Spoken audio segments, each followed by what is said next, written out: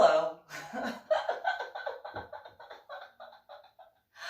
Reverend MeeLing, Reverend Susan MeeLing, Lady Dori, Belle, Lady MeeLing. I've been known by a few different names. Just saying. Been known by a few names. And they're all me. Doesn't matter. I cannot change who I am. I can't even change the way I look. Realistically, after like the head injury on Palm Sunday in 2000, the only way I can change the way I look is if I put on different clothes, but I still look like me. And so, and I'm still me.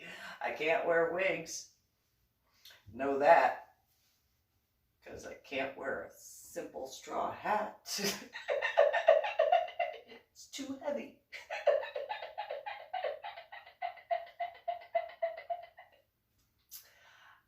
I can make fun of myself. So no, I can change the way I look. I can get a new tattoo, but that's only a part of me and not like all of me. So that technically doesn't really change the way I look. So just saying that's the, so I could change the way I look and still recognize myself, because I still have to, because of that head injury on Palm Sunday in 2000, I still got to be able to recognize myself.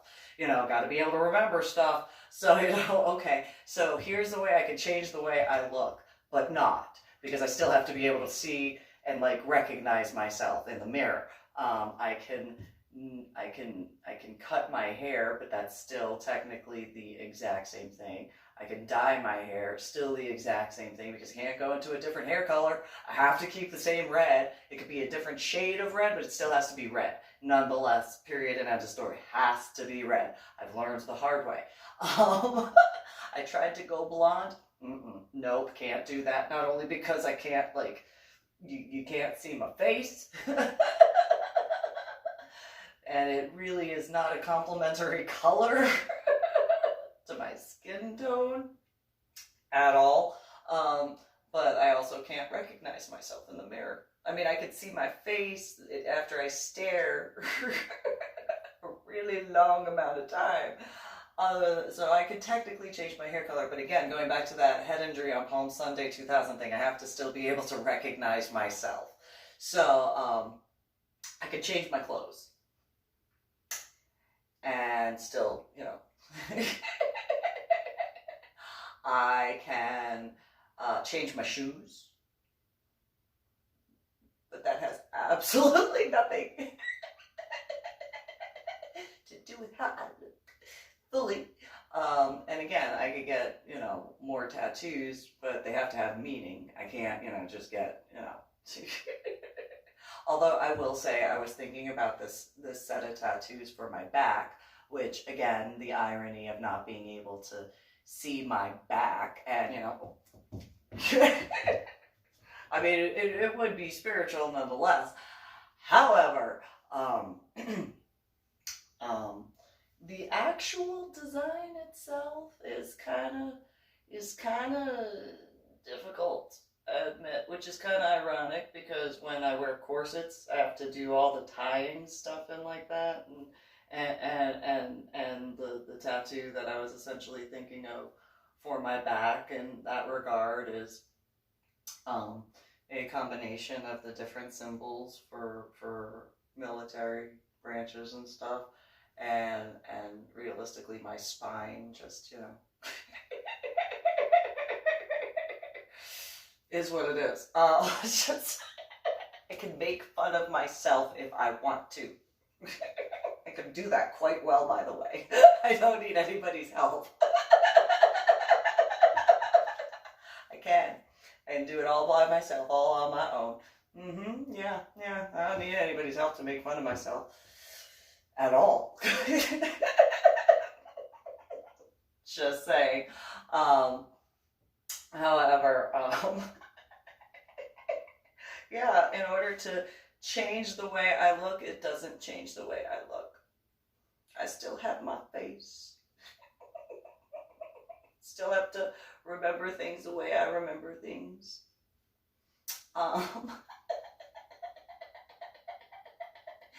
And that does not change the fact that anytime I speak, you know, I'm still me. I cannot pretend to be somebody I'm not. You know, and I can't do that. I don't know how people do that. I just saying, I can't. I can't. I forget very, very easily. I can't. I can, because that has to do with my head injury on Palm Sunday in 2000. Yeah, that's what that has to do with.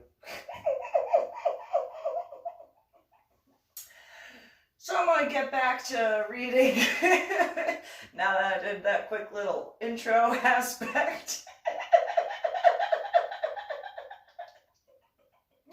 Go back to Finding a Silver Lining by me, Susan MeeLing, which is got to go with Finding the Silver Lining. But as I said in the last video, I will get to that book when I get to that book, although there are certain videos that I've already done that go back and forth between a whole bunch of different books.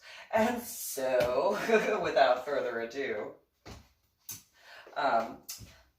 chapter 15, Welcome to the Lifestyle is the name of that chapter. During the first separation time from that marriage with my now dead ex-husband, Robert, I had been introduced to the community outside of the pagan spiritual path. Learning about bondage, sadomasochism, lifestyle had been an eye-opening experience by a lot. For the first time since I could remember, I was not being told shopping at Victoria's Secret was like where sluts shopped. That's what I was told. Like my now dead ex-husband, anytime I was like, oh, I want to look in Victoria's Secret, my now dead ex-husband, oh, only sluts shop there. Really? Because they got some really cute items, and I don't consider myself to be a slut.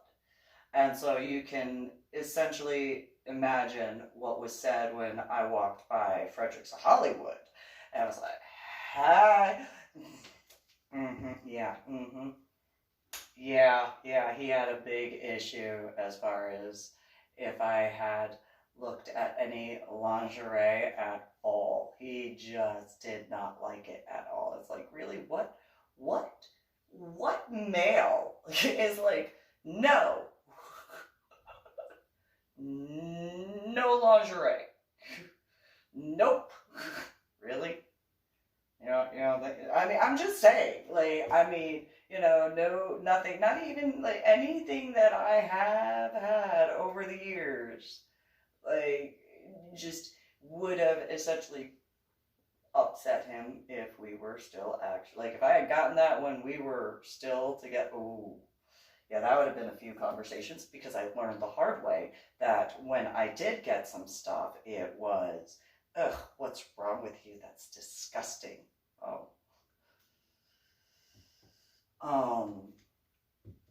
I didn't realize that lingerie was so disgusting. And even like little negligees and stuff, like even like irony in regards to my biological sister, Patricia Ann Miller. She had that issue with that little negligee. That's something he would have thrown a fit about. He would have been absolutely disgusted by that. And it's like, okay, well, ironies on that regard. So, in that regard, I admit, there is an illusion in regards to the BDSM scene, because in reference to BDSM, when you are a dominant, and you have a submissive, in that regard, you do have control. You control various aspects. However, you go within the limitations of what they are willing to do and can do. So in various references, you can take into consideration, like, okay, I got all these tools. What are you good with me using on you? And then within what they can personally tolerate, as far. So it is still having control, though there is still control in regards to what the submissive is willing to be a part of. And so it is a balancing act in that regard, because you have to take into considerations the limitations, as well as, what is willing in that regard for consent. And so, it can be revoked, and both ways, in both ways, as far as a submissive being like, okay, red, stop, whatever, whereas the, dominant being like, no, red, I'm not gonna do this any longer. It's just it's various aspects where there is control, there is the understanding, there is the consent when it's done correctly. However, at the same time, that aspect of reality is what it is. And so any forms of greed or consensual control can be taken care of, one way or another. And it can be, partially eternity, however you want to do it. Because, if you think about it, when you end a relationship, in certain regards, you have the choice of whether you choose to reignite that or it's just over completely, and that's the end of it overall. And so,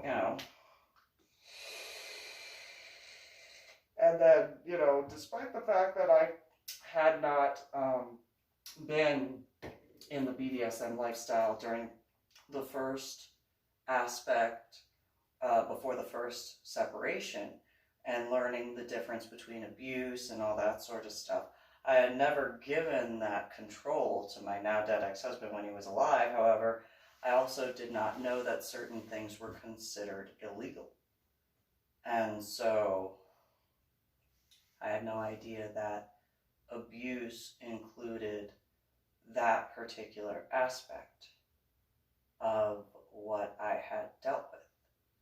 And so, for example, after I had delivered my children, I had no idea that that was considered illegal. And not that I even thought that that was considered abuse, but I also didn't know that that was a problem in a lot of ways. And so, in regards to the introduction of the underground aspect of the BDSM lifestyle, when my now dead ex-husband, but then just the first time separation, he had been informed. There were females that told him what I was doing, and that later wound up being informed to me that it was the females from the Jade Wolf Coven that had told on me. And I was one of those, really those females are going to be were the ones who got me in trouble, knowing what the relationship was at that point in time. They had the audacity and the gall to go and tell on me. First and foremost, Christine, please, from Abilene, Texas, realistically, I don't think so.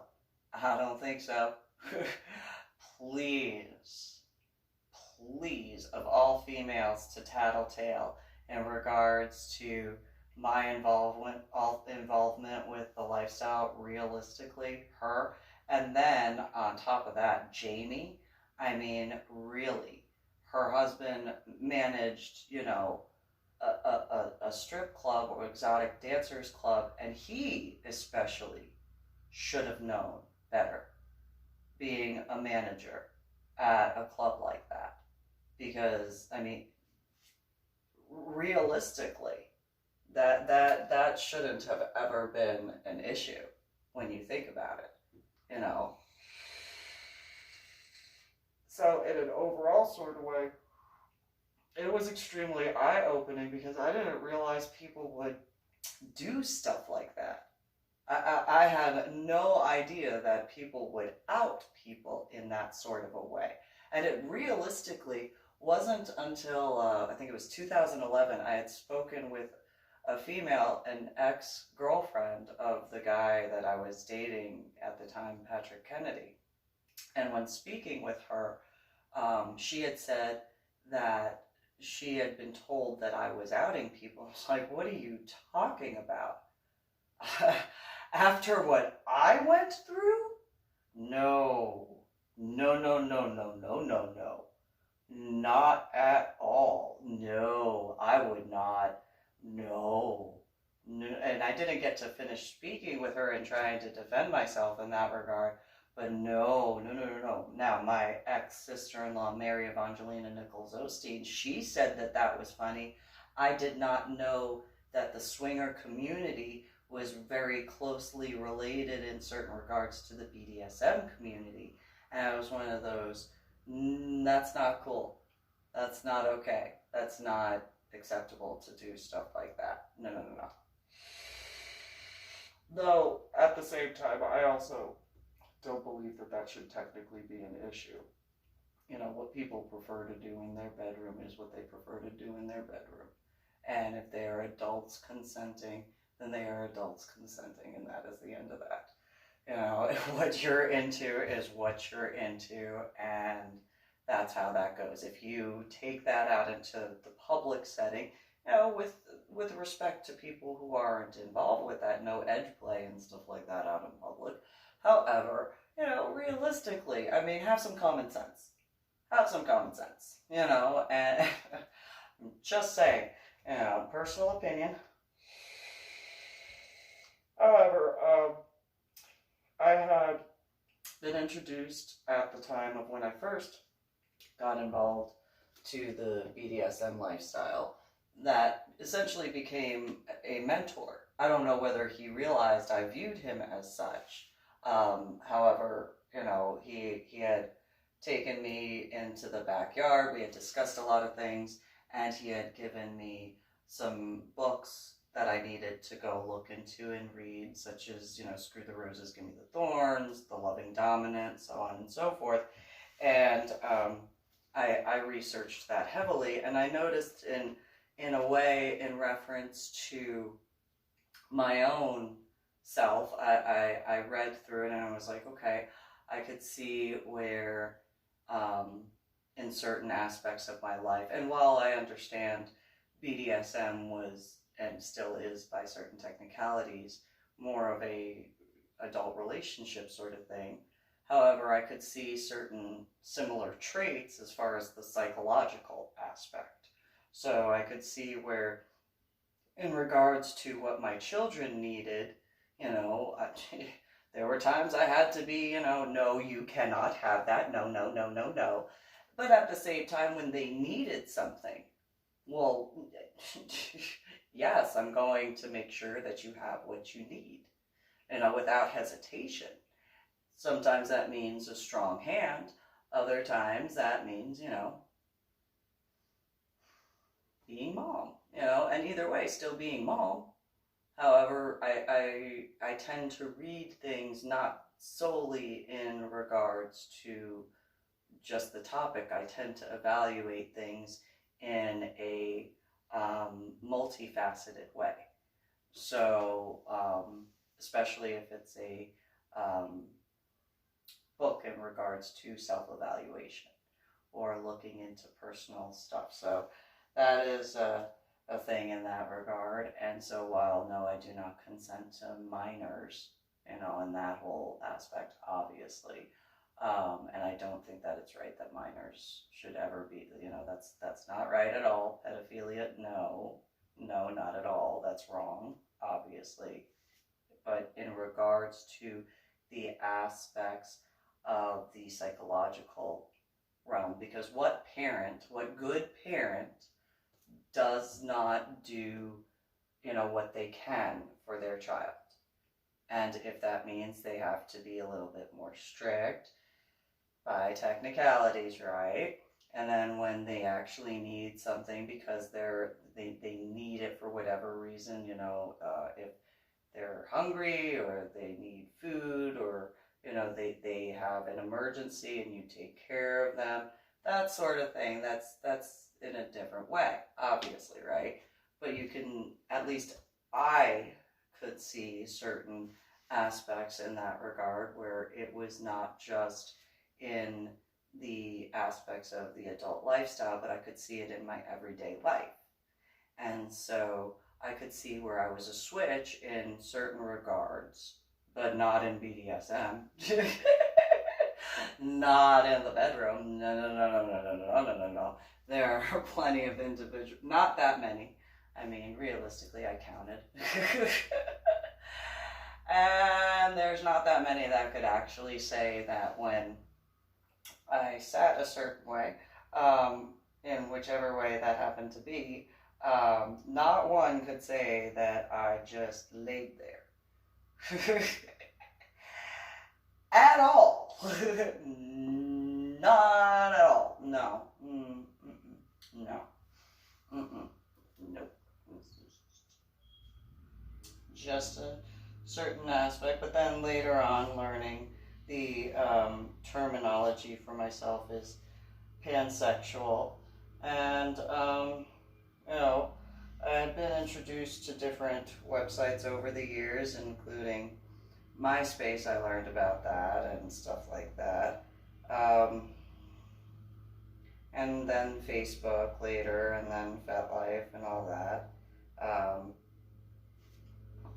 It was one of those different things, and then after the first separation ended and we got back together, and then before the final separation and that whole aspect of him becoming my dead ex-husband, you know, he had acknowledged to me that he had been told different things, and I had told him, you know, I mean, I was confronted by it, so I was one of those, well, this is the truth, this is this is that, so on and so forth. And he did not approve whatsoever. Anything, just no, he just did not approve of it. And later he tried saying, well, you know, it was interesting to see how, you know, you got all whatever, but at the same time, it scared him. Because of the fact that I didn't tolerate certain things. And so, you know, he among others had outed me to my own biological parents. I mean, included, so like back in 2012, my biological parents had told me about the voicemail, or the answering machine, I apologize, the answering machine message that my now ex-boyfriend, and then ex-boyfriend too, Patrick Kennedy, had left. My now dead ex-husband had told my biological parents about me being in the lifestyle. He told them that I was getting into the pagan community. He told them that I was getting into the BDSM community back during the first separation. So, you know, that, so going and fast forwarding to the time of 2012, it's not like they didn't know. Not forgetting how Mike had, you know, disassembled the bed that I built. Or the fact that Anna, my biological mother, came out of my bedroom one day, which first off, I had been pissed off she was even in my bedroom. And then she was like, well, I was just looking for something. Yeah, what were you looking for in my bedroom? And then she tried to say she found the spreader bar that I had, which was on the other side of the bed, nowhere near the bathroom. So that excuse that she tried to give as far as, oh, what is that? I was however many years old by that point. What are you doing in my bedroom looking at what I got going on in my bedroom? Just saying. Just saying. That spreader bar was on the side of the bed that was closest to the window, and it was behind the nightstand. Just saying. She tried to say she found it. Oh, when you were walking around in my bedroom and pushing furniture out of the way to go and see what was there, Please, you found it. Yeah, okay. I don't think so. You went looking and snooping in my room when you had no right to. Not at all. And then she wanted to throw a temper tantrum the way my now dead ex-husband did when he was alive, in regards to, how dare you go and do what you want to do as an adult? Really. Do tell. You have not been a actual, like, motherly type figure in my life. So go ahead and lecture me in my house. I mean, that at least the house that I'm paying for. You know, you go ahead, lecture me about what I can and cannot do as a biological adult in my life. Go ahead. Not that she hadn't seen the modeling pictures that I did. You know, I mean, in the corsetry and stuff like that. And there were a couple of pictures that, you know, I was flogging someone. So, you know, just saying, oh, go ahead and pretend that you did not know after my now dead ex-husband told you that I was in the lifestyle. Like he told you that, you know, I got into the pagan community. Go ahead, come on, lie some more to straight to my face and see how angry I get. You want to see how angry I'm going to get? Go ahead, keep on lying to me. See how that goes. See how that goes. And, you know, she did. She did. And it's like, there's going to be a day where that reckoning comes forward. And so, you know, she tried. Her and Mike tried. More so Anna tried to tell me, you know, oh, it's so horrible that, you know, that I'm involved. Please. What did Patricia do? Her first week of high school in San Antonio, and you're going to lecture me? I don't think so. I mean, you could attempt to, but I'm not gonna listen. I mean, if you're really gonna run your mouth at me and, you know, just saying, just throwing that out there. So, I had asked in certain regards during the first separation, because he had complained after me getting involved with the lifestyle. He had complained about that, as well as the responsibilities of being in the house that I owned. And he was mad because I wouldn't do certain things. And I was like, oh, you know, have you ever heard the song Mr. Mom by Lone Star? You should probably listen to those lyrics. Probably should. Yeah, you wonder how I handled stuff the way I needed to. And it's not my fault. You couldn't handle it. And so when it came to the second and the final separation, he did not fight to stay. He left of his own. He could not get out of the house quick enough. He was happy.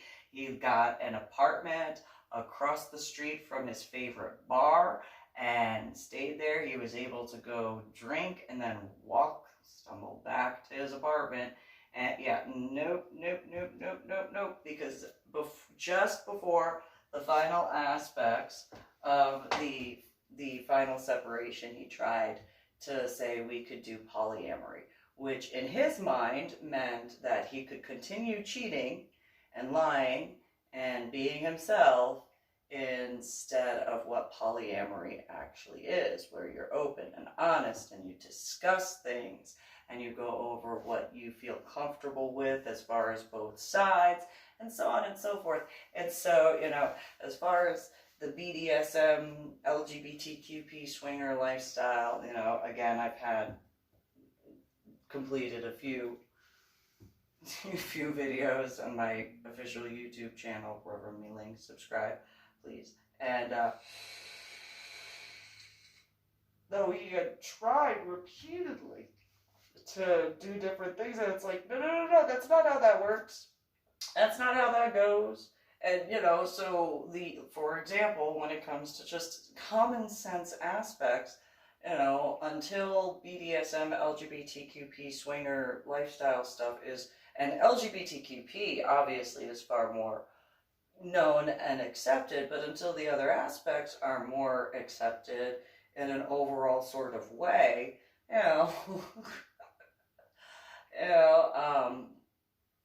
common sense. Don't out people the way my now dead ex-husband did. Unless it's an actual law-breaking aspect, then there's no need to out people.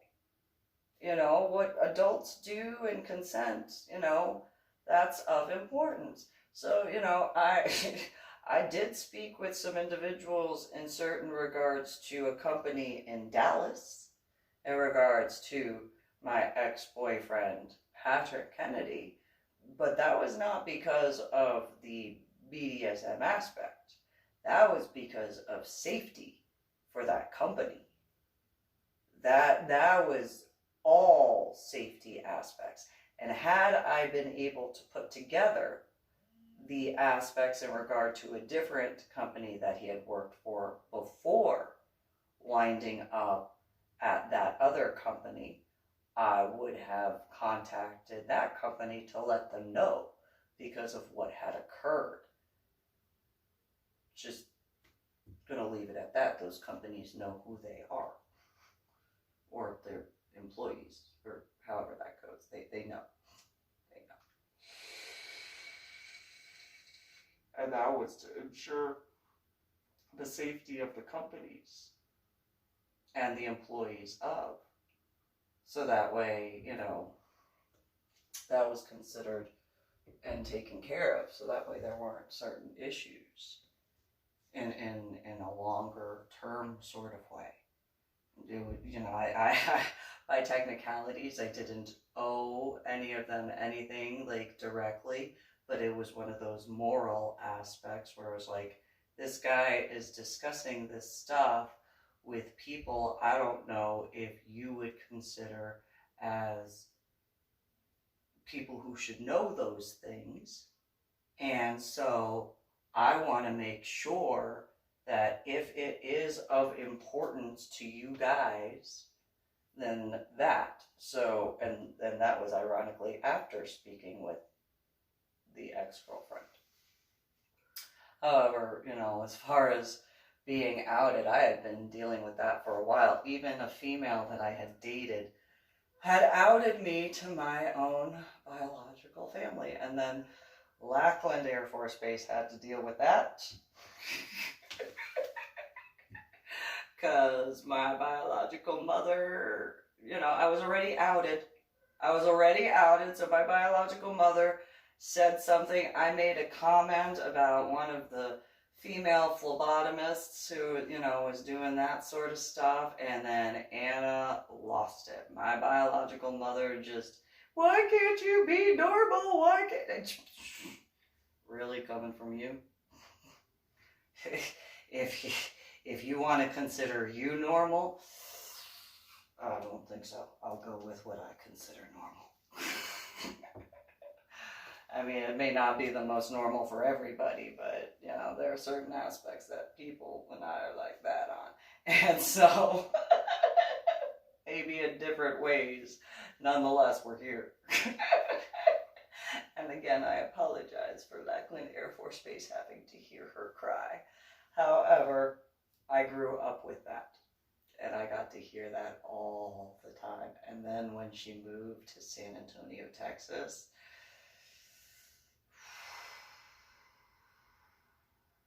I had to deal with that a lot.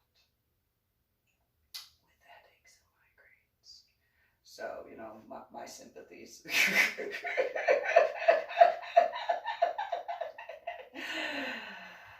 Just saying.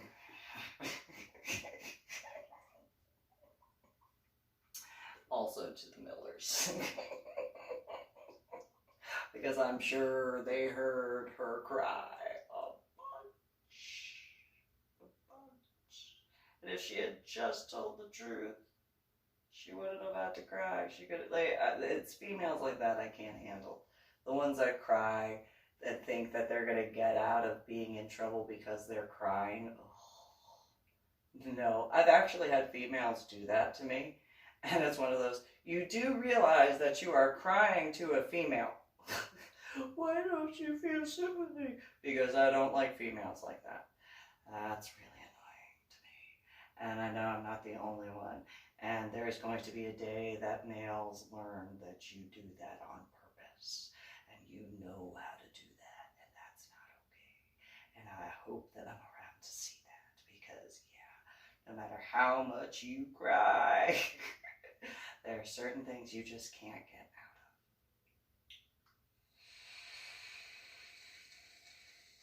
And yeah, and there were males that I knew over the years that were like, no female knows how to do that. No, please, don't let those tits fool you. Don't let them. And when I said that to one guy, he looked at me and goes, did those words just leave your face? Yes, they did. They came from my brain, technically, but I feel it in my heart. Don't let those tears fool you just because you're looking at her tits. And they were just, because there were multiple guys that I had said that to. They're just, you really are a tomboy. It's like, yes, we're here. I got you. I got you where I can. So yeah, in that regard, if I actually cry, it's because I actually, have feelings and stuff like that. I don't really like doing that because, emotions and stuff. And then I feel like, and it's a personal thing. It's a personal thing because I know that I can't cry the way, certain females can, because not all females do that, obviously. But when I cry, it's like, I'm not trying to get attention. Don't look at me. I'll just.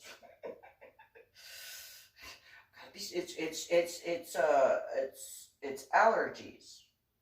Why I'm crying. That's it. Because I'm allergic to the situation that I'm crying. Not a lie.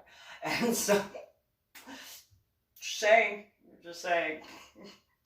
And then if I have contacts in my eyeballs, then,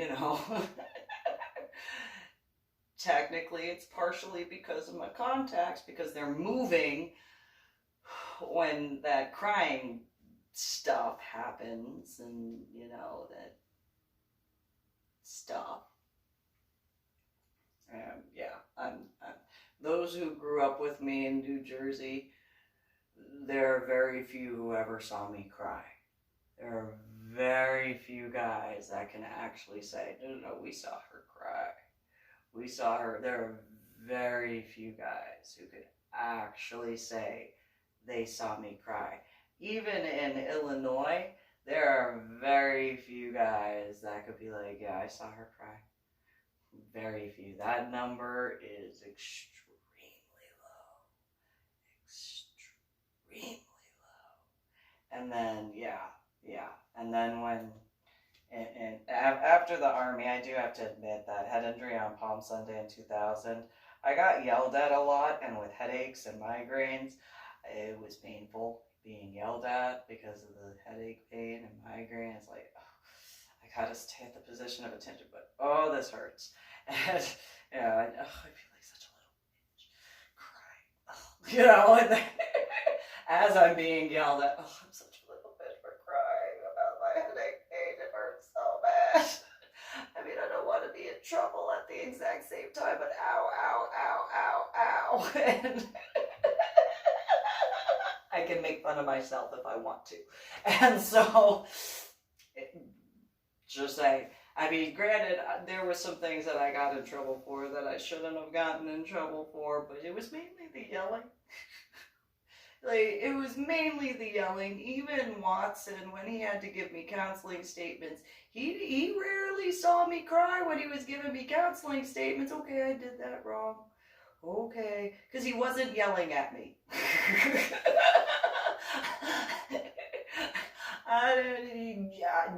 I mean, he saw me cry, and usually when he saw me cry, it was because I was being yelled at.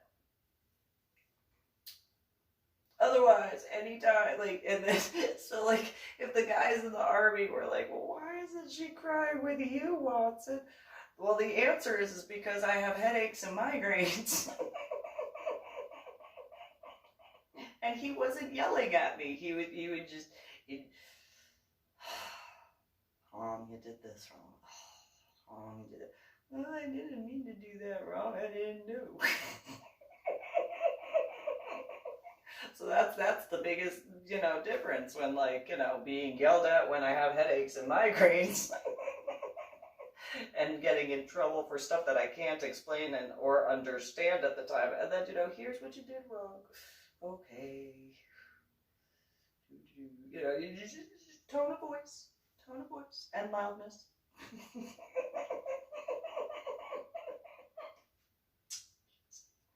And so, yeah, but I don't like crying.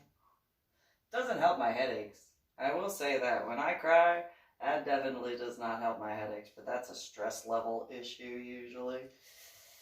So yeah, I've had to explain to some people, and there were females I had to explain that to. There were females and usually the females I had to explain that to were in the LGBTQP community.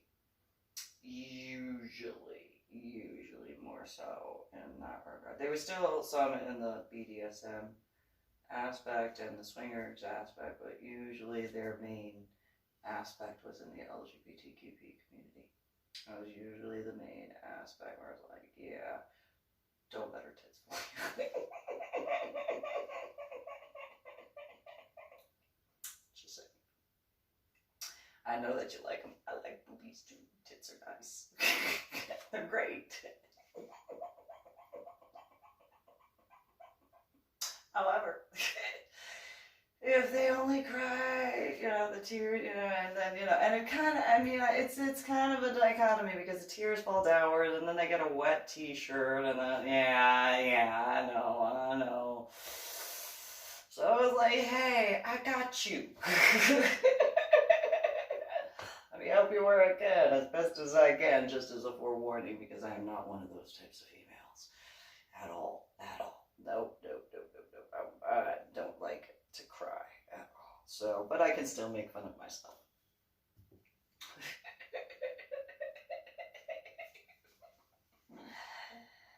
For a lot of things. Even none of my tattoos I cried. Not one tattoo did I cry. There is not one tattoo that I've had. Now, and I want to go and so this one where, it was what was it, 5 hours the first day, and then like 2 or 3 days later, it was, another 4.5, 5 hours. I didn't cry.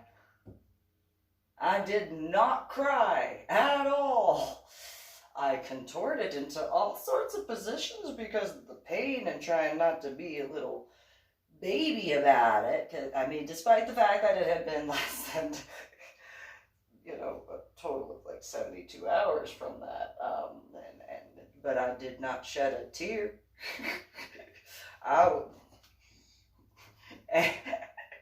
And a bunch of those guys at that tattoo shop, they were just, come on, tap out. No! Come on, no! I'm gonna get it done. It's gonna be finished. Ow, that hurts. And, just bend backwards. It's like, oh, that hurts. Oh. Again, 4.5, 5 hours of tattoo in the same spot. And then, like, less than 3 days later, I don't know many people who would be able to handle that twice. I'd be like, yeah, no, that tickles. That just tickles. It's all it does is tickle. Never mind, like. Just got it done.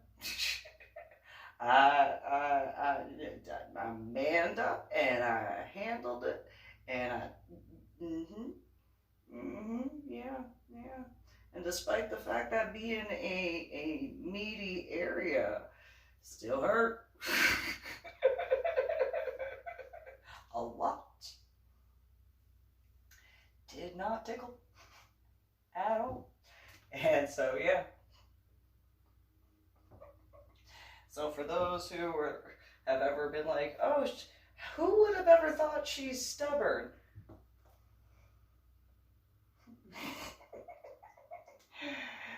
And it's kind of a big tattoo. And just, you know, from here to here, that's it, you know. Who would have thought I'm a stubborn person? I'm gonna get that's gonna be there. I'm walking around with a half-ton tattoo. Finish it. Finish it. Come on, you know, I mean, come on, techie guys can appreciate that, especially the guys into video games. KO, get it done.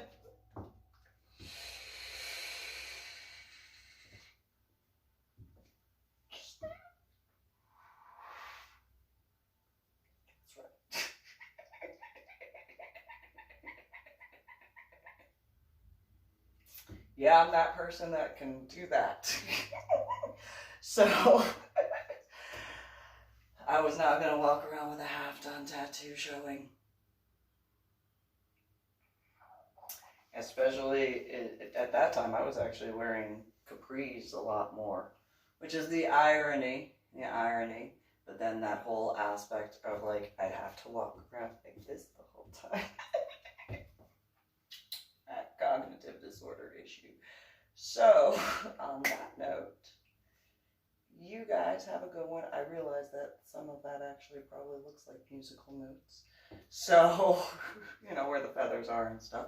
And so, you guys have a good one. Subscribe to my channel. Share.